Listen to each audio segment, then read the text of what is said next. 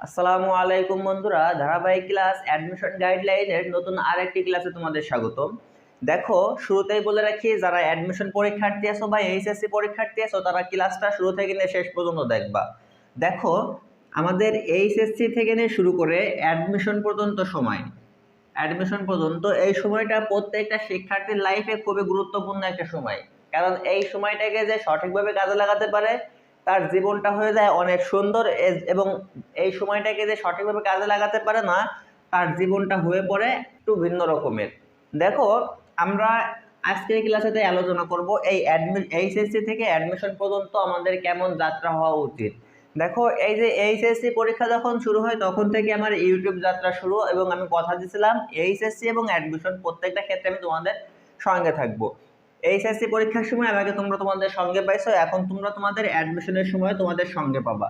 এখন আজকের ক্লাসে আমি মূলত আলোচনা করব তোমাকে এই এইচএসসি শেষের পথে এই সময় থেকে কিভাবে অ্যাডমিশনের জন্য প্রস্তুতি নিতে হবে। এই কথাটা শুনেই অনেকে জানে ভিডিও কেটে চলে যাওয়া, যে আমার পরীক্ষায় এখনো শেষ হয় নাই, অ্যাডমিশনের চিন্তা ভাবনা কেন মাথায় আনবো, এই ক্লাস আমি পরবর্তীতে দেখবো না। এরকম চিন্তা ভাবনা কেউ করবা না, কারণ এই ক্লাসটা তোমার এখনই প্রয়োজন। তার কারণে আমি এখনই এই ক্লাসটা কিন্তু তৈরি করতেছি। এবং তোমরা জানো যে যারা নিয়মিত দর্শক আছো তারা কিন্তু জানো যে যখন যে ভিডিও প্রয়োজন আমি তখন সেই ভিডিও তৈরি করি। কিন্তু তাই তোমাদের কাছে আমার রিকোয়েস্ট থাকবে, এইচএসসি পরীক্ষার্থী যারা আছো, তোমাদের এইচএসসি পরীক্ষা শেষ হয় নাই বিদায় যে ভিডিও না দেখে চলে যাবা, এরকমের না। কারণ এই এইচএসসি পরীক্ষা চলাকালীন অবস্থায় কিন্তু এই ভিডিও তোমার জন্য খুব খুব খুব বেশি গুরুত্বপূর্ণ। দেখো, এইচএসসি পরীক্ষা কিন্তু আমাদের ম্যাক্সিমাম শিক্ষার্থী প্রায় শেষের পথে, দুই একটা পরীক্ষা বাকি আছে, এবং অনেক বড় বড় গ্যাপ, বড় বড় বন্ধুর পরে কিন্তু আমাদের পরীক্ষাগুলো হবে। আমাদের এই মাসের ভিতরে সবার পরীক্ষা বলতে গেলে টোটালি শেষ হয়ে যাবে। তো সেই ক্ষেত্রে আমরা ধরে নিতে পারি যে আমাদের এইচএসসি পরীক্ষা প্রায় শেষের পথে, যদিও আমাদের হাতে সময় আছে অনেকদিন, বাট আমাদের পরীক্ষার সংখ্যা কিন্তু কম, 2-3টা পরীক্ষা আমাদের হাতে আছে। তো এই যে 2-3টা পরীক্ষা হাতে আছে, এই সময় থেকে আমাদের মাথার ভিতরে সেট করে নিতে হবে অ্যাডমিশনের চিন্তা ভাবনা। মানে অ্যাডমিশনের চিন্তা ভাবনা সেট করে নিতে হবে বলতে এরকমের না যে আমি এইচএসসির পড়া বাদ দিয়ে অ্যাডমিশনের পড়া পড়বো, এরকমের না। অ্যাডমিশনের পড়া আমরা পরীক্ষার পর থেকে শুরু করব, বাট আমার চিন্তা ভাবনাগুলো এখন থেকেই নেওয়া লাগবে, যে আমার লক্ষ্য কি সেটাকে বাছাই করতে হবে। আমি কি করব, কোন বিশ্ববিদ্যালয়ে পড়বো, আমি বুয়েটে পড়বো না মেডিকেলে পড়বো, গুসতে পড়বো নাকি এমনি যে কোনো বিশ্ববিদ্যালয়ে পড়বো, এই যে যে চিন্তা ভাবনাগুলো আছে এই চিন্তা ভাবনাগুলোকে কি করতে হবে, তোমার এখন থেকেই ঠিক করতে হবে। তো আমি আজকে সেই ব্যাপারগুলো নিয়ে আলোচনা করব, তার কারণে তোমাদের এই ক্লাসটা কিন্তু অবশ্যই দেখতে হবে। দেখো, একটা বাস্তব সত্য কথা হলো, এইচএসসি থেকে নিয়ে শুরু করে অ্যাডমিশন যাত্রা পর্যন্ত এই সময়টা প্রত্যেকটা শিক্ষার্থীর লাইফে সব থেকে কঠিন এবং বাস্তবমুখী একটা সময়। কারণ এই সময়টায় শিক্ষার্থীরা প্রচুর মানসিক চাপে থাকে, এবং সেই সঙ্গে বিভিন্ন ধরনের বাস্তবিক সমস্যাগুলো এসে দেখা দেয়।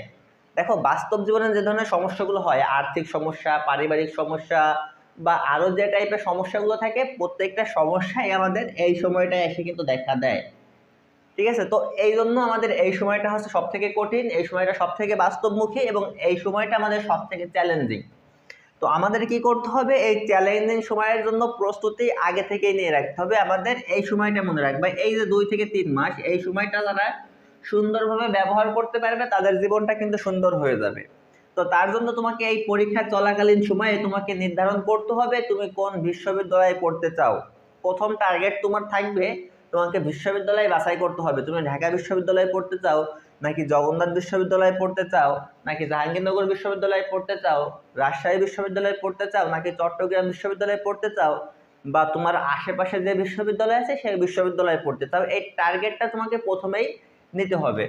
তো তোমার প্রথম যে টার্গেটটা রাখতে হবে, এই পরীক্ষা চলাকালীন অবস্থায় তোমাকে টার্গেট নিতে হবে যে আমি কোন বিশ্ববিদ্যালয়ে পড়ব।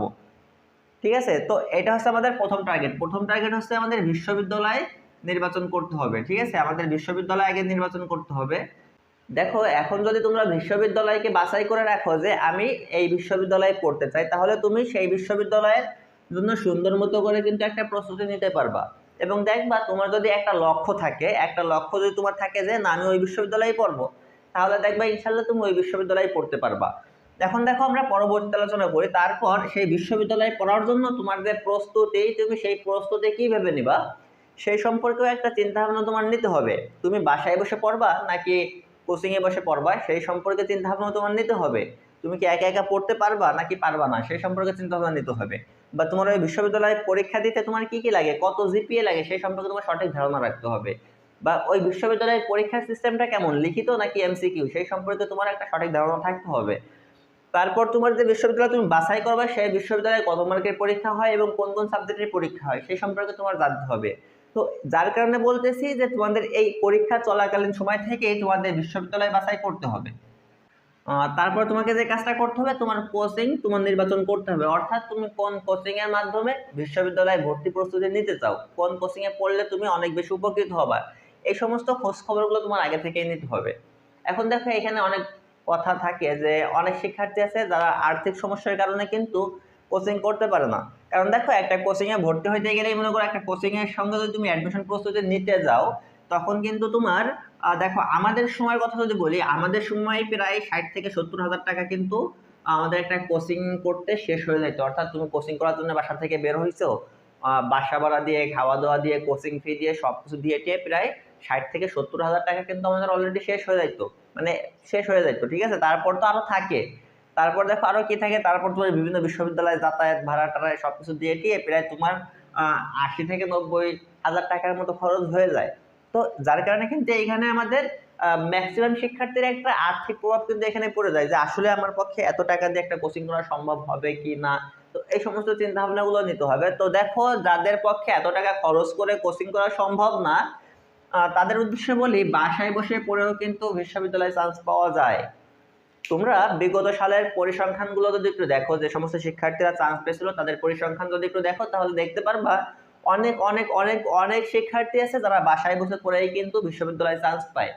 কারণ পড়াটা হচ্ছে তোমার নিজের ভিতর, কোনো কোচিং কিন্তু তোমাকে পড়াই দিতে পারবে না। দেখো কোচিং গুলো কি কাজ করে, কোচিং গুলো শুধুমাত্র এই কাজটা করে, তোমাকে বলে তুমি এই জায়গা থেকে পড়বা, এই জায়গা থেকে পড়বা, এই জিনিসটা পড়বা, ঠিক আছে। বাট পড়াটা কিন্তু তোমার নিজের পড়া লাগে, বাসায় বসেই পড়া লাগে।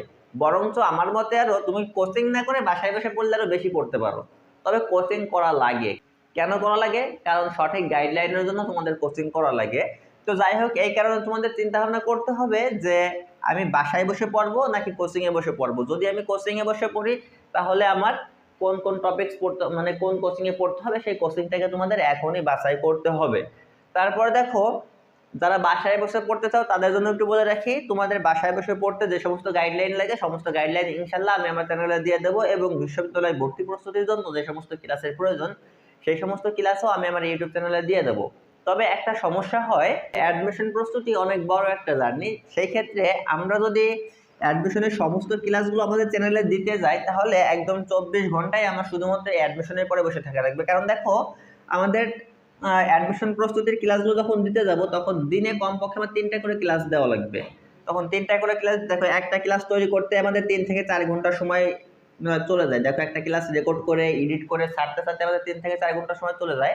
তো আমরা ইউটিউবের মাধ্যমে কিন্তু একদম শুরু থেকে নিয়ে শেষ পর্যন্ত তোমাদের সম্পূর্ণ প্রস্তুত করতে পারবো না, কারণ আমরা সম্পূর্ণ যে সমস্ত ক্লাস প্রয়োজন সব ক্লাসগুলো কিন্তু ইউটিউবে দেওয়া সম্ভব না। তার কারণে আমি মানবিক শাখার যে সমস্ত শিক্ষার্থী আছে, তাদের জন্য অফলাইন একটা ব্যাচ করতে যাচ্ছে, যে জায়গায় আমরা জুম অ্যাপের মাধ্যমে তোমাদের ক্লাসগুলো নেব। মানবিক শাখার যে সমস্ত শিক্ষার্থী আছে, আবারও বলে দিই, দেখো বাংলা, ইংরেজি এবং সাধারণ জ্ঞান, এই 3টার পরীক্ষা হয় তোমাদের সাধারণত।